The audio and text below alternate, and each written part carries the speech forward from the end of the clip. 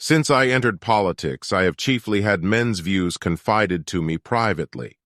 Some of the biggest men in the United States in the field of commerce and manufacture are afraid of somebody, are afraid of something.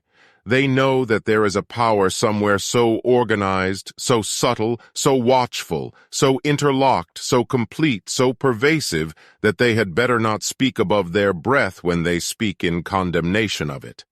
They know that America is not a place of which it can be said, as it used to be, that a man may choose his own calling and pursue it just as far as his abilities enable him to pursue it. Because today, if he enters certain fields, there are organizations which will use means against him that will prevent his building up a business which they do not want to have built up. Organizations that will see to it that the ground is cut from under him and the markets shut against him. For if he begins to sell to certain retail dealers, to any retail dealers, the monopoly will refuse to sell to those dealers, and those dealers, afraid, will not buy the new man's wares. And this is the country which has lifted to the admiration of the world its ideals of absolutely free opportunity, where no man is supposed to be under any limitation except the limitations of his character and of his mind, where there is supposed to be no distinction of class, no distinction of blood, no distinction of social status, but where men win or lose on their merits.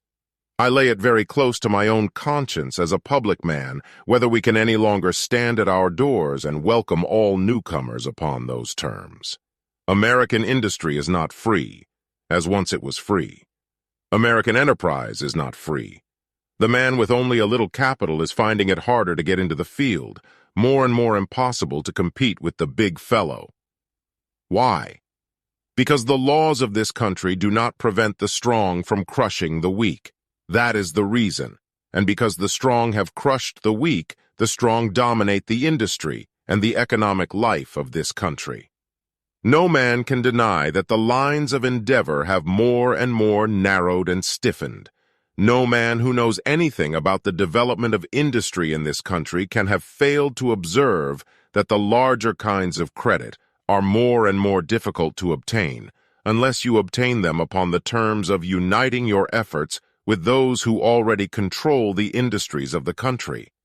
And nobody can fail to observe that any man who tries to set himself up in competition with any process of manufacture which has been taken under the control of large combinations of capital will presently find himself either squeezed out or obliged to sell and allow himself to be absorbed.